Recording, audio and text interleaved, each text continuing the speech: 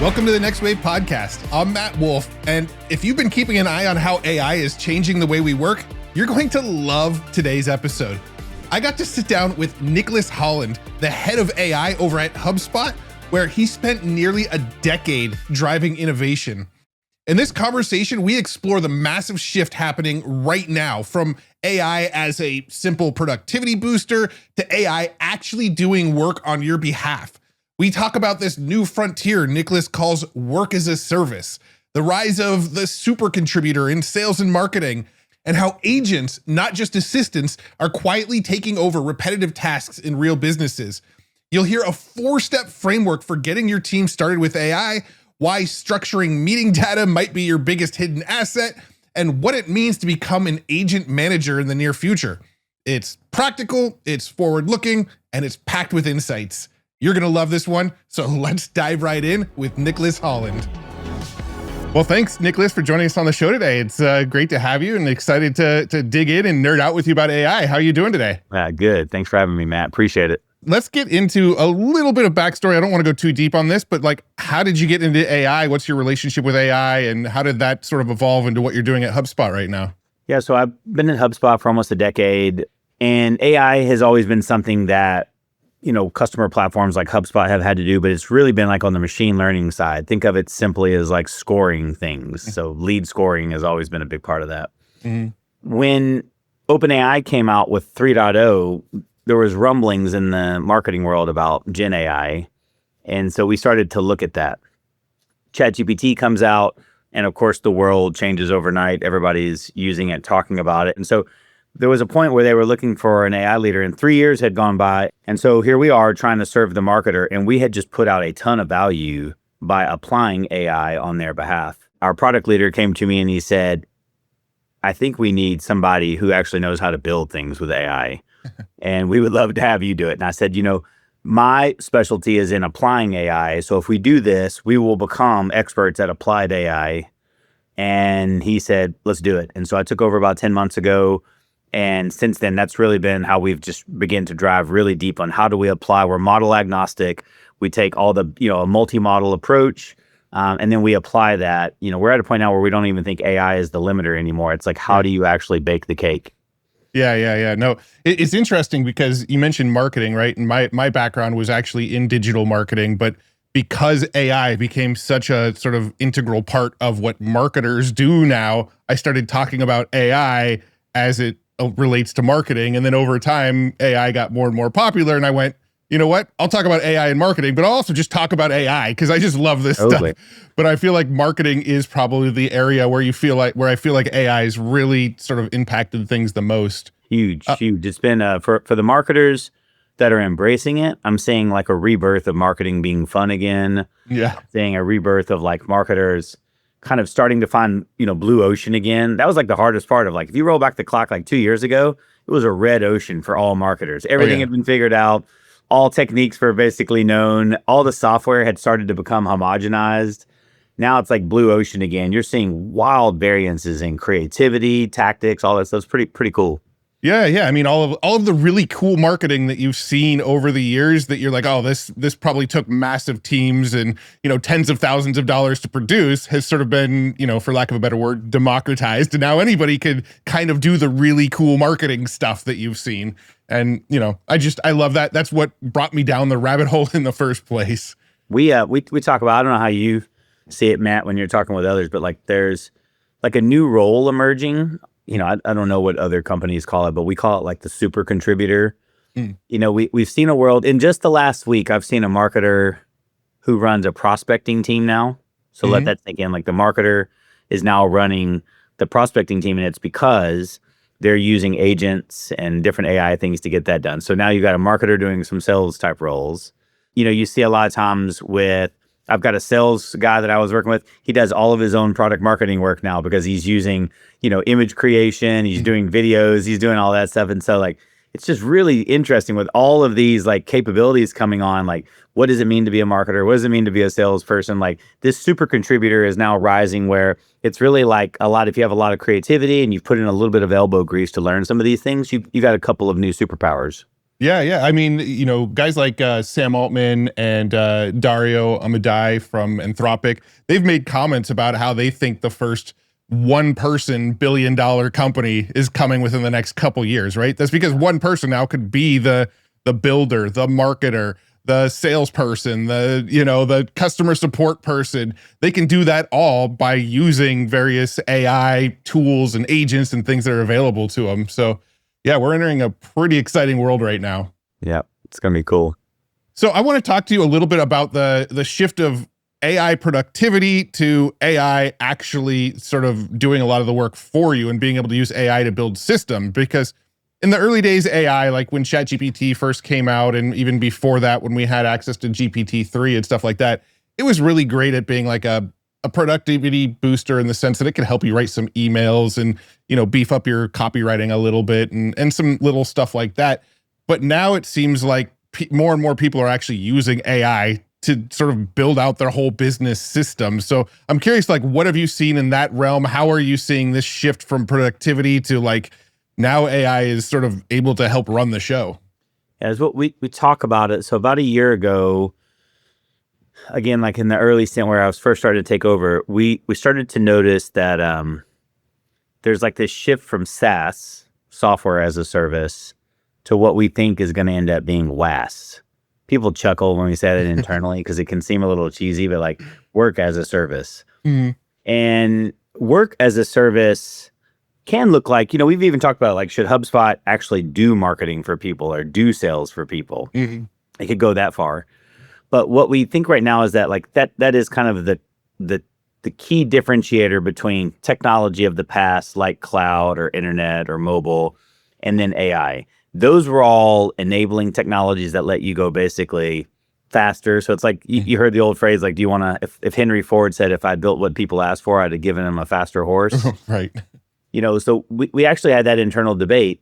Are we building faster, like providing faster horses, or are we providing cars? And I think that AI, when you start to shift to it doing work, is a lot more on that car standpoint, because with cars, what came along, you had new types of professions, you had infrastructure changes with gas stations and roads, you had kind of knock-on effects of cities moving further out.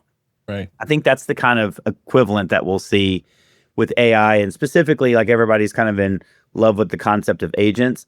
Agents are a type of AI that get closer to that concept of work, that it's basically something that's doing a unit of work. And I think for us, what we're noticing now is like we group everything as an agent now internally. So even like assistants, like a ChatGPT, they used to go out of their way to say like, we're not an agent, we're an assistant. Right. But as ChatGPT's gotten more powerful, it's doing more work, it's doing more things autonomously. It is an agent. Right. And it's just an agent that interacts with humans. So we're kind of seeing agents that interact with humans as assistants. We're seeing agents now that basically you give it a goal and it'll go knock that out. So that's more like a task agent or a work agent. Mm-hmm. And when you look at that, now you start to break it up into ways that, like, one, you need to find parallels as a human to think about it. So if you had a chief of staff or an executive assistant, they wait for you to tell them what you need. Although some of the best ones anticipate it. But, you ask them to do something and they will go do it. You'll say, hey, can you take notes at this meeting? Can you let me know about this next meeting that I have coming up? Will you book this for me? That's a body of work that's starting to happen now. And a lot of people are using their AI assistants to do those type of things. Mm-hmm. Part of our point of view when we have companies all the time ask, like, how should I approach AI? One of the first things we say is give every employee an assistant. Mm-hmm. We have one that's very good for go-to-market roles, so marketing, sales, and service. It's powered by ChatGPT. It's got all the context of HubSpot. But like we say, give them an assistant and teach them how to start using that to basically help themselves. The next thing, though, we move into are the agents. And a lot of our customers are still thinking, like, what is an agent? How do I go about this, et cetera? And so we have out-of-the-box agents that basically are low lift. It's 15 minutes or less of time to have like a big, body of work. And so tier one support, not just of service, but also tier one support of marketing inquiries, tier one support of sales inquiries. That's like one of the agents we build. Right. And then going from that, once you start to do that, now people will start to get an idea of how it works. And then they'll start to build their own kind of special bespoke agents. Mm-hmm. So we had a customer who wanted to build something called like an account handoff agent. And the easiest way to think about it, they just had like this little pain in the rear that was a body of work that they couldn't get sales reps to do very well. Right. So I'm the sales rep. Matt, you are the service guy. You're going to deliver on what I just sold. And I'm all, what happens in a lot of orgs is I'm like, hey, Matt, I just sold this new account. Please hook them up. And you're like, I mean, what did you sell them? What did you promise? Like, can I get all the details? And they're like, yeah. I'll get those over to you. Or they'll say, can you go check out the CRM? And you're trying to piecemeal all the calls and all that stuff. So again, one of our clients was like, can I build an account handoff agent? That's brilliant. It scours through all the engagements. It understands what it's trying to get done. It then puts together an account handoff. And then upon, like, it's kind of like an ambient agent. Upon deal being closed, it just now does the handoff. Like, so it's very hard to describe that to like a regular person without going deep, because you're like, that's a body of work that you didn't have an account handoff person. Yeah. But boy, did you need it.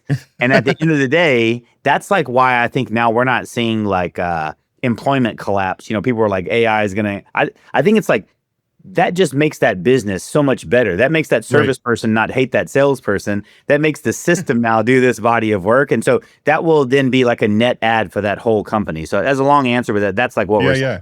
I love that. So basically you have the salesperson, they're putting all of their communications into their CRM, HubSpot, for all of the communications they've had with that customer in the past. Once a sale happens, then the person that actually has to, handle the deliverables, they basically essentially get like a quick report on essentially all of the past communications. So, I mean, you might even have stuff in there about like their birthday or like their dog's name or something. And then the person that takes it over can actually jump in and already have rapport. Other thing that's crazy too is like, we all tend to think like in these like very like, you're the star of your own movie. So everything you do is you think about it from your standpoint.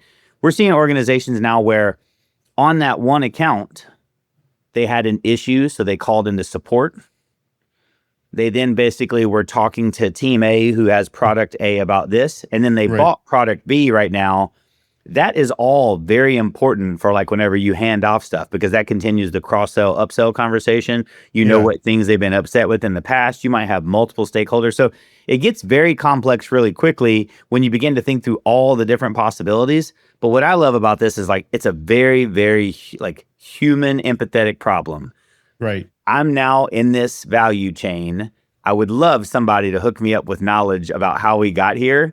And this person has already done their job. They don't want to waste a bunch of time handing it off to me. And so I love it because it captures the moment that we're in, that there's real value here. It doesn't have to be a proxy for an entire job role. The business is happier. The customer is happier. Like that's just a very like empowerment moment. Yeah. You didn't cut any humans out of the mix. You just made the humans involved a little bit more efficient at what they're doing. Totally. Real quick, if you're enjoying my conversation with Nicholas, you're going to love this. Nicholas is giving us his 3-step framework for AI adoption. It takes you from complete AI overwhelm to clear competitive advantage in just 90 days. If you're drowning in endless AI tools, Nicholas has cracked the code on analysis paralysis. His AI adoption playbook walks you from personal assistants to team agents to custom development with zero disruption to your workflow. Get it right now for free. Scan the QR code or click the link in the description. Now, let's get back to the show. So I want to jump back to agents for a second. I know like the sort of, there's a bit of a debate, right? About like, how do you actually define an agent? I've actually seen like really, like people get really fired up about this over on X for some reason, about how you actually define an agent, and people getting in arguments about that's not an agent, this is an agent. So I'm just curious, like, how is HubSpot, how do you guys actually define an agent? What's the difference between that agent and the assistant? Boy, we get fired up internally as well. One of the ways that I've learned to navigate this is like, inflexible thinking will be a real detriment to people during this AI phase. I think flexible thinking is going to be a real boon. And so it's not a is agent or is not agent. It's more like a spectrum on this realm of autonomy. Right. I think with an assistant, we use that term to just represent the interaction mode. Like its primary job is to interact with a human. When we talk about these kind of task agents, their job is to knock out a task. There's another one we talk about internally is like a customer agent that like their job is to like work with third parties, not in the company, external. So you have different kind of rules of engagement with those. All of those are kind of on different realms of autonomy.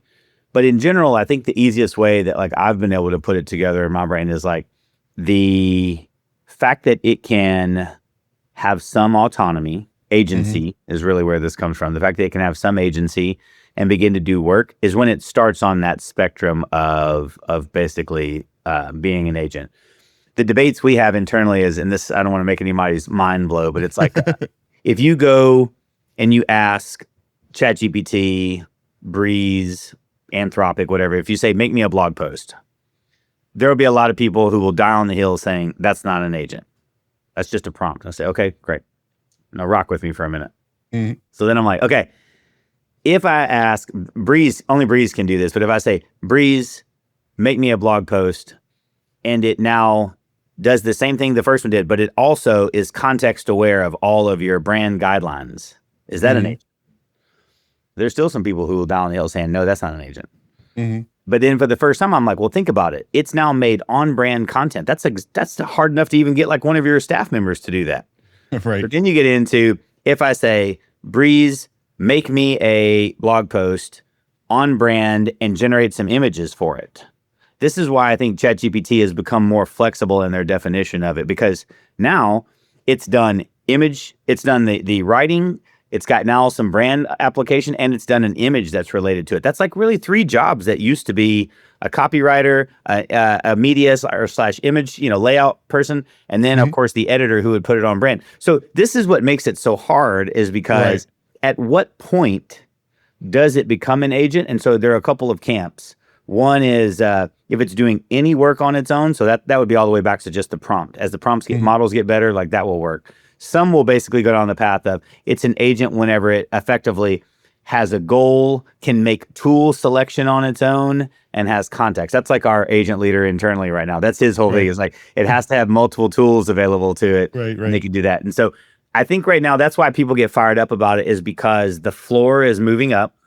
The models are getting better and better. Like if I don't know when ChatGPT 5 comes out, but like there's some rumors that like it'll now just be a super omni model. Like it'll just be one. You won't choose a reasoning model. You won't choose a writing model. You won't choose an image model. It'll just be that. So that model will become more agentic in nature. And then also over time, you'll give them more and more tools that they can choose from. So anyways, that's a hard debate. It's a trick question for anybody that you give it to in this space. But like that's just some of the flexible thinking I have along that spectrum. Yeah. I mean, it's very similar to the concept of AGI, right? Like, are we at AGI already? If we do hit it, will we know? If we do, will the goalpost move? Like, and also depends on like what's the, like you said, the threshold. Like there are some people out there that are smarter than others. We probably got some AGI based on those standards. We got yeah. I mean, when it comes to agents, the definition that I've heard quite frequently is that it needs to work through multiple tasks, but then also it should have the ability to kind of like double check its work. So if it notices that it made a mistake, it should be able to realize it made a mistake and then go back and double check it. And one thing that I found really interesting is that you can actually get models like O3 and O3 Pro, some of ChatGPT's models, to sort of act like agents right now with a single prompt. Like I was giving it prompts yesterday where I was telling it to come up with 5 solutions for this problem and then analyze all 5 and then pick the best result from the 5 solutions that you came up with. I mean, that is going through and really thinking through all sorts of avenues and then deciding on the best avenue. You can also tell it things like, solve this problem for me. And then once you're done solving it, review everything you just wrote, find any logical fallacies with what you just wrote, and then rewrite what you just wrote to fix any of the logical fallacies that you just found. Absolutely. That one prompt is acting like an agent for you because it's double checking its work and then fixing the double checking of it. So it's like, yeah, I mean, like you mentioned, it's just a broad spectrum. I'd say like some people would consider what O3 does, where it will work through and pick tools to use to help you get to a solution, pretty agentic already. Totally. Yeah. And then that's at the model layer. Now what people don't know is like in one chat thread, you might ask it a reasoning question. You might ask it a basic knowledge retrieval question, some knowledge already in the LLM, a fast answer. You might ask it to do an image. That's why they call them the O models, because they're omni models. Right. That is, in my opinion, like we're already way down the agentic path. So I spend less time haggling over what's an agent nowadays. And now more to your point, I'm much more fascinated by the work that it can do. And so for our AI now, and we're still early days in this, but like I want the assistant, the Breeze assistant, its mission is to be like your executive assistant, your chief of staff. That's it. And so that's all we obsess over. And so we're doing like really cool things like with that, where like it knows who you are, memory and all that stuff. It basically knows your role, but it's also working really hard to like understand your calendar, and it's working really hard to understand what tasks have been assigned to you. And so that to me is like when we start to get to work, there's that. And then on the agents, that we just talked about a minute ago, like the account handoff or the sales prospecting agent, like it's something where there's a body of work that it is particularly good at. And that's what we're doing. So we're trying to just really relentlessly find those bodies of work, those use cases, hammer those out with agents. And then I think what's coming next is I think everybody's going to be overloaded with agents. That's my next theory. Yeah. 100 agents working for you sounds cool. You're that $1 billion one-person company. But on the flip side, like, man, what does it look like to manage 100 agents? Who knows? Yeah, no, that'll be interesting. I mean, I've always liked the analogy of like a conductor, right? Like, you've got like your symphony, and you've got your flute player, and you've got your violinist, and you've got that, and then you've got the conductor sort of conducting the whole thing. And I feel like we're slowly moving to the role where most people get to be that conductor, and they get to conduct all sorts of different instruments, and the different instruments know what they're supposed to be doing, and they do that thing well. That's right. And I think what really excites me about the future of AI is when AI gets a little bit more proactive. I think there's a lot of people right now that are that they sort of avoid AI. They don't want to use AI. The ethics behind how it was trained, and all sorts of reasons, right? But I think once AI starts to get like more proactive, where it's looking at your emails, looking at your calendars, and then like maybe one day you just get like a message on your phone that's saying, hey, Nicholas is trying to schedule a call with you. I see that you have this date open on your calendar. Would you like me to respond to him and book it in for that time? Right? Like once agents start doing that, I think the world is on board. I think it's like, okay, I literally have a personal assistant in my pocket now. We're close. We're closer than people think on that. Yeah. So we're spending a lot of time thinking about like the primitives or like the low level things.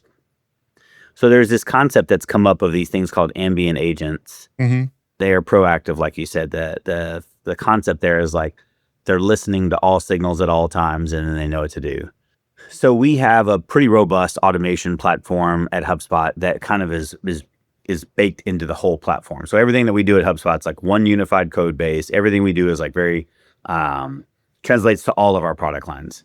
Mm-hmm. So we've got this automation layer that touches everything. And so when we were building agents, we originally started off with like, give it a goal. So just think of like a master prompt. Then people wanted to give it a lot of data and context. So this was like, how do you feed it a bunch of information? Then they wanted tool selection. So can it email? Can it web search? Can it do that? So we did all that. So that was working really good. But then people were like, how do I run this thing?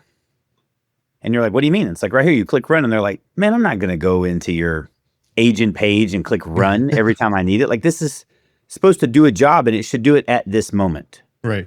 This was like a really good epiphany for us. We're like, oh my God, think about it. Like this, it does a job, but all of us have a signal, do it at this moment. And so we basically pulled the automation platform into the agent builder so that, for an example, again, I go back to something simple like account research. Now, the first time a form is filled out, you can go do account research. The account handoff, the next time it's marked as sold, it can go do the account handoff. And then there are other events that we listen to. So it's not just on objects changing status, like events. So like you can actually say when person visits this page, and we know with our customers, like when they visit. So now whenever Matt visits this page, it can actually kick off a whole stream of like, write an email, Matt, so good, where you been? Haven't talked to you in forever. And like, so those ambient agents are here now. Again, I go back to how good these are is going to be less and less about the AI and more about like who is the chef cooking the meal right now. Right. So I want to chat a little bit about real world use cases. Like, what are some things that like business owners listening? Obviously, HubSpot has a very large audience of small and medium sized businesses, so that's primarily who's probably listening to this podcast. What are some like real world use cases that people can do like right now today, using AI to help their business, whether it be other AI tools or HubSpot's internal tools? Just like, what would be some of your best advice right now? Well, first, before you even do this, like I do think leadership needs to make a decision. What you'll find in a lot of companies is that they'll have, some forward thinker, innovator on their staff who's dabbling and playing with this. But until leadership makes a decision that they're going to embrace this kind of future of work, it's very hard for a company to move forward. So that's first. I think that this should be like, you should have top down buy-in. Once you do that, the very first step that needs is that I think every employee needs an assistant. It can be a Gemini if it comes with your Google account. It can be ChatGPT if you want, or Claude. Anthropic's good. And then, of course, we have Breeze for people who have HubSpot. And Breeze, again, is just ChatGPT powered, plus all the context. But everybody needs that assistant. And then to your point, from that point forward, they should start learning how to interact with those assistants. So that's just like your regular old prompts, like, what's the weather? Tell me I want to plan my trip to Bermuda. Can you help me brainstorm on this marketing idea? I'm about to contact this customer. They have these objections. How would you handle it? It's like your thought partner. Once you do that, the next thing I encourage companies to do is a little strange, but it's like, get all of your unstructured data into a central system. So if you're using a Fathom, a Firefly, HubSpot has a note taker, get everything, all the meetings, all that stuff recorded, get it into a system where now the assistant has access to it, future agents have access to it. That's really critical, because there's like 80% of a company's knowledge is locked up in phone calls and meetings. Yeah. So now you've got every employee has an assistant. You've got your data now unified with unstructured. And that's the first time that you should now start to hire an agent or choose an agent. I think you should start with an out-of-the-box one first. The one that I think is going to be most ubiquitous, kind of like websites kind of came up in the late 90s, and it was weird if you eventually didn't. Weird when you first had a website, and then became weird if you didn't have a website. I think right now it's like in that early phases, it's kind of past weird, but it's like people are starting to have agents that man the frontline support, and it's because they never sleep. They're helpful. They're not trying to rush you off the phone. They're not trying to really turn you into a sales lead. All these kind of perverse incentives whenever you're having a tier 1 support. But hiring a customer agent, like for HubSpot, all you do is like point it to your website. If you have a knowledge base, you point it to your knowledge base. If you have some files you want to give it, you do that. And then that's it. It's literally those three things, like upload a few files, point it to your website, point it to your knowledge base. And then we're seeing that it can resolve, roughly 55+% of resolutions. That saves a ton of time for your employees to now work on other stuff, escalations, all that. And it still has like a handoff kind of thing as well. It has a handoff. So if you say, I'm not happy with you, escalate me, it'll do that. It can basically, the other thing that it can do is like, start to find out if you're like want to talk to a salesperson and you want to route it to sales. So you can have a very like informal conversation about products and pricing and packaging, all that stuff without feeling rushed. And then of course, when you're ready, it can do that. So that's the kind of the first agent that I recommend people do. And then after that, I recommend that they then begin to bring their people along on what I kind of call like AI fluency. This goes in a bunch of different directions, but like carve out time, like one day a month for them to mess around with this stuff. There's like educational stuff that HubSpot provides, like help them come along, and you'll turn around twice. And then in a year, your people are fluent. All of them have an assistant. You've got an agent or more working for you. And then the software that you use day in and day out, if it has AI features, like HubSpot has like over 100 AI features just baked in, they're not scared to click it. We know a bunch of people like AI features are coming into all these software tools, and a lot of people are like, I don't know what it does. I don't know how much it costs. Like I'm busy. And so that's what we think like an AI leader looks like. Their data game's on point. Their employees are on point. Their agents are working. I think that's it. Yeah, no, I like that a lot. I think one of the things you mentioned that I really, it's been sort of a game changer for me is I've started recording a lot of my meetings. And if you actually have the ChatGPT desktop app, they actually have like a record button now too, where it'll record your whole meeting. And then at the end of it, give you a summary, give you any to-do items. So I just actually hit the little record button on my ChatGPT, and I don't take handwritten notes. I'm just like very focused, engaged on the conversation. When the meeting's over, I go, all right, what did I say I was going to do? What did they tell me I needed to do? What are they going to do for me? and those threads, a lot of people, again, this is like where we're all pretty like new to this game, but like those threads in ChatGPT are kind of the same. Like we learned in like Breeze, it's not just that moment. People chat with it right now, but like, let's say that like you and I are in a sales engagement. Mm-hmm. We're hanging out, we're talking, you did that recording thing, and then let's say I go cold. It happens all the time. Like we don't talk for 2 or 3 weeks, and then I'm like, man, can we get back together and chat again? You're like, what the hell? Like, what do we talk about? And you can go back and ask questions of that conversation. This is like a new muscle that like tools like Granola, if you haven't seen granola.ai or, you know, like these are new muscles that we've never even had before, which is, wait a minute. It's not just a transcript. It's not even just like some structured follow-up or task out. It's like I can go back and be like, what did Matt say about this? How did he feel about that? Like that's crazy. Yeah. Oh, it's wild. I mean, you know, I think back to, you know, whatever, 15, 20 years ago, right? Everybody knew everybody's phone number, right? Like I knew all of my neighbors' phone numbers, my parents' phone numbers, like all of my best friends' phone numbers. I had them all memorized. Today, I don't even know my mom's phone number. I couldn't tell you what it is, right? It's all saved in my phone now. I don't need to remember that. I've sort of outsourced that piece of my brain a little bit. I know. Now, I'm not saying people should like outsource like all of the conversations they have, but it's almost like that same thing of like, now we have the ability to remember like every conversation we've ever had in the same way that we have the ability to basically have storage for every phone number, every contact, every connection we've ever learned. And I mean, you could do it in the real world. You've got things like the Limitless Pendant and the Bee that just got acquired by Amazon, and you know, tools like that where you could just be walking around in the real world, keeping track of all your conversations as well. And so it's really an interesting world to be able to sort of like outsource our memory. Like I do have concerns that maybe people will outsource too much of their memory. So I still think it's important to be very engaged in the conversations, but it is very cool to be like, I had a conversation with them 2 months ago. What did we talk about again? And then, you know, jump on 2 months later, be like, oh, how was that birthday party you were going to the day after we talked or whatever. I know. It's really cool that we have that sort of superpower now that we didn't have before. You know, it's funny. The other thing I'll tell you is like, if I did tell you about the birthday party 2 months later, like I think there's a lot of fascinating, like kind of like anthropology type things going on here. So 2 months later, you ask me how the birthday party is. In today's world, if I'm not super into AI, I'm blown away. I'm like, oh my God, it's amazing. He remembered, like what a thoughtful, incredible person. And like over in our lifetime, our younger kids may not be like, in our lifetime, there were people like that who were just like so like thoughtful. I think now, if you said that, I would probably know that you had some. You know what's funny? This is where I think is awesome. I wouldn't care. The fact that you asked me about it is meaningful. We talk about it. We build a little rapport.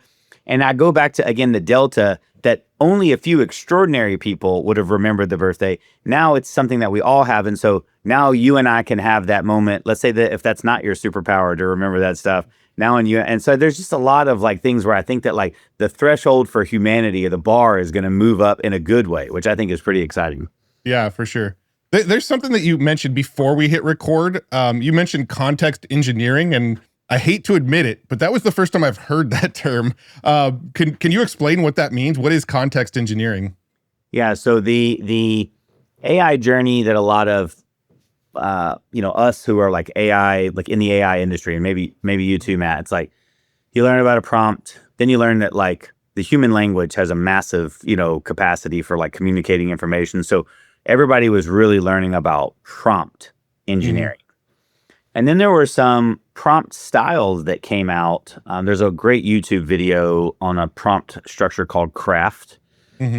C stands for context, R stands for role, A stands for the kind of action, F is the format that you want it in, and T is like the tone, and A can be for the action you're asking for or the audience. Anyways, the point being, you used to be like a master at prompting. You would fill all that out. But what has happened is that to really get good AI results, it takes a lot of work to give the right amount of context. So we started to see a body of customers that naturally on their own would have like the mega PDF file. The mega PDF file would be about Matt Wolfe, about his podcast, about the what he cares about. It's like this mega PDF file, and then you would bring that into every AI interaction saying like, hey, I'm looking for an idea, I'm looking for a script, I'm looking for this, and here's all the context. Well, where things started to get wild is that there's a huge variance in the context that you bring to all of these AI things. And so there's a lot of effort right now in this world of context engineering, which is if you wanted to make an excellent, I'll just go back to like, I'll pick something for you. You're trying to make a podcast on HubSpot. You can make a lot of content on HubSpot.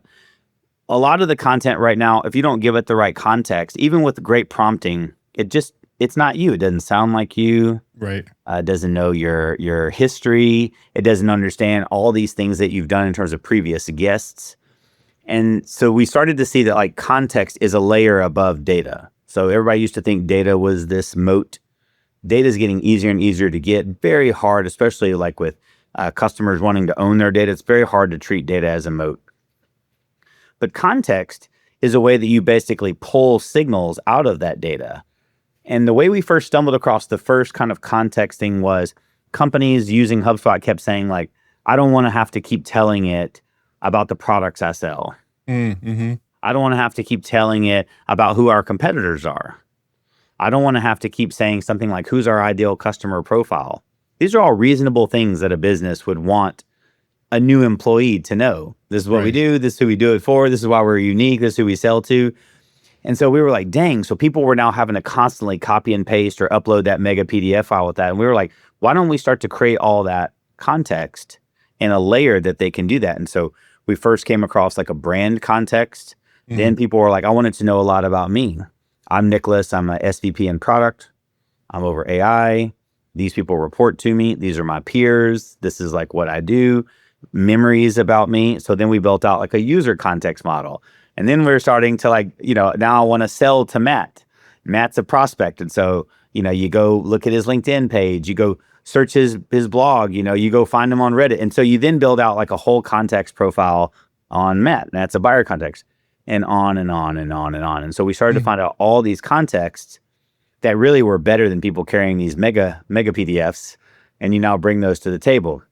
So what's happening in a lot of the AI leadership stuff is that anybody who's working on AI solutions, including, I think, OpenAI and Anthropic, I think everybody, this next year is going to be all about context and memory. I think people are going to obsess over that because it will ultimately make all of the agency, all of the agents and things like that just so much better.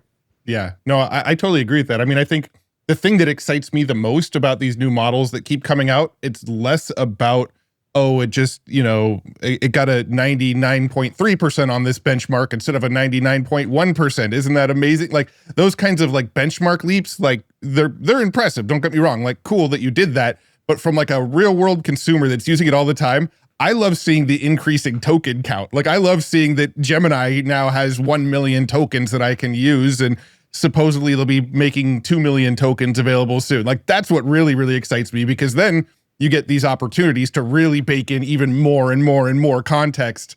And, before we hit record, one of the things you mentioned is like, what is defensible? Well, like you mentioned, a lot of the data isn't defensible. Almost anybody can acquire data at this point, but like the context that you bake into the models that you're using is, I guess, what is a lot more defensible these days. I know for me, like I have the YouTube channel and I do a lot of like ad integrations.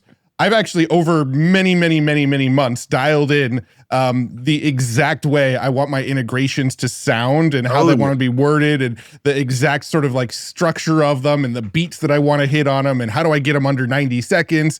And I've sort of trained over months exactly how those integrations should go. Now it's gotten to a point where a sponsor will give me an ad brief and say, here's what we want you to talk about. I literally copy and paste that brief into my sort of pre-built, I use ChatGPT projects for this, so I throw it into that project, and it just like spits out the perfect integration pretty much 99% of the time, where I barely have to do any tweaking, and nobody else has access to that specific context that I built up over time. And it's if somebody were to ask you to change now, like you'll pry it from my cold dead hand.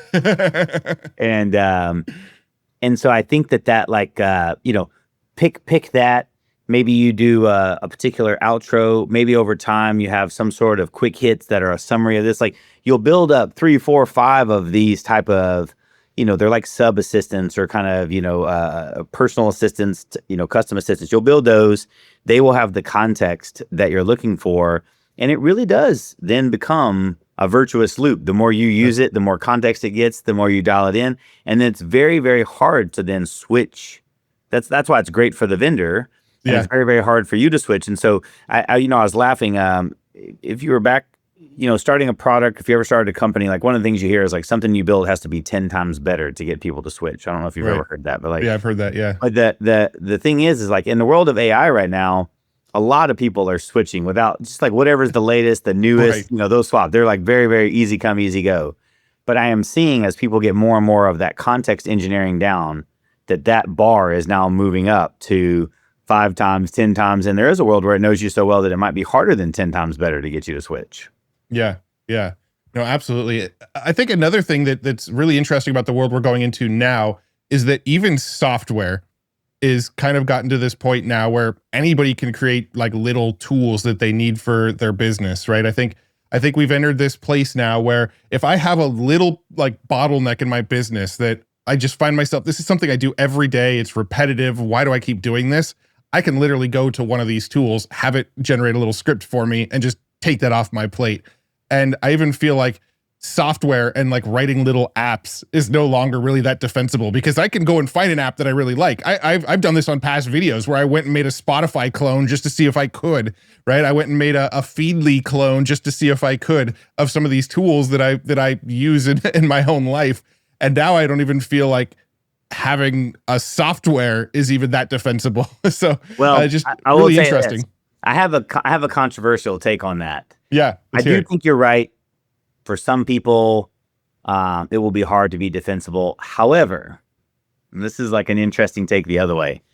I think you have the same access as I do as others to go buy paint brushes, a canvas.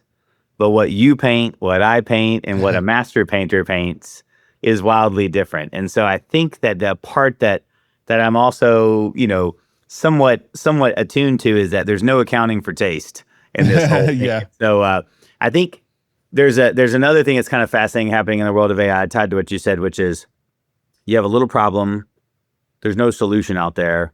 This is when I talk about the bar for humanity gets better. Like you solved it. It's awesome. No harm, no foul. There's another one where there's a tool out there. There's not a lot of competition. Maybe the price is too high for the value you get.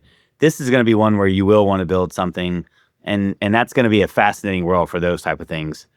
There is another world where it's just so easy, you don't even look for an alternative, you build it. And I'm seeing this where people now love the tools they build. Like there's a psychological thing called the IKEA effect, which is you built this table from IKEA. You love this table, Matt. This is your table, born of your own 2 hands. Yeah. Your friend comes over and he sees a table with a crooked leg and a chip in the side of it.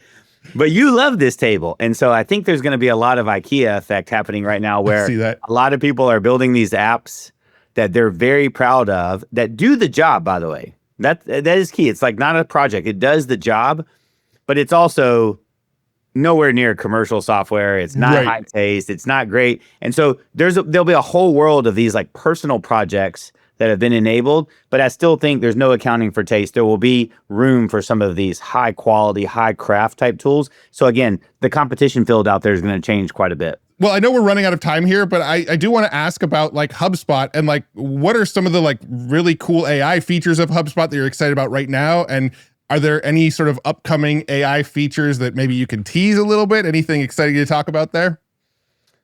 I think I'm excited. We re-architected the Breeze Assistant to go a lot deeper with OpenAI and to bring a lot more of the HubSpot context. So for a salesperson, a marketer, a service person, I'm just pretty excited because I think we've all shown there's a huge capacity. I don't know how you feel, Matt, but like there's a huge capacity for using LLMs out there. Like a lot of people I know they first start with one, but then over time they're using Perplexity for search. They're using, Google for search. They're using ChatGPT for analysis, Claude for writing, Grok for current events. Like there's this ability to handle multiple LLMs in your life.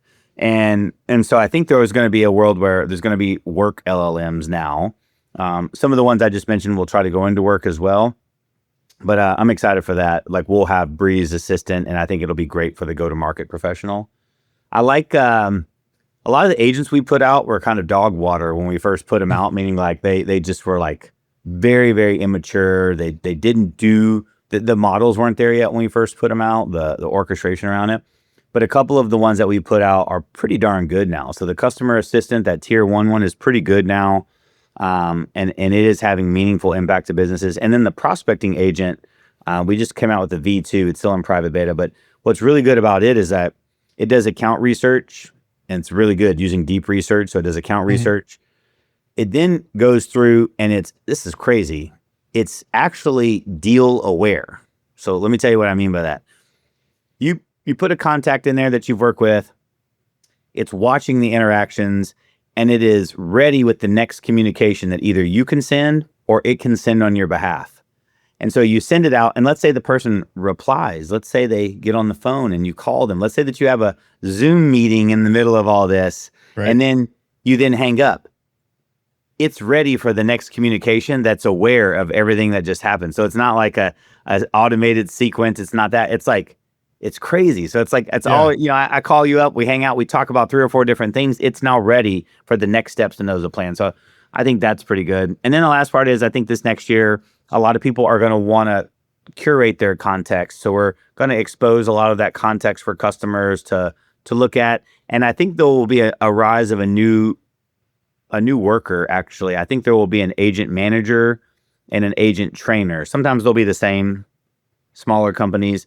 But in a larger company, you can see an agent manager being somebody like the sales leader who says, we're going to use these agents for our sales org. And then the trainer might be either the BDR themselves, the SDR themselves, or maybe a team manager. So I think that's going to be really wild because you'll start to see people go, yeah, I've managed agents in my last job. And you're like, oh my God, you're hired. So like, I think that's awesome. Well, I mean, this has been an amazing conversation. I'm really excited to see what HubSpot rolls out in the AI realm and the agent realm coming up. And thank you so much for hanging out and sort of nerding out about this stuff with me today. It's always a blast. Yeah, thanks for having me, man. Appreciate it.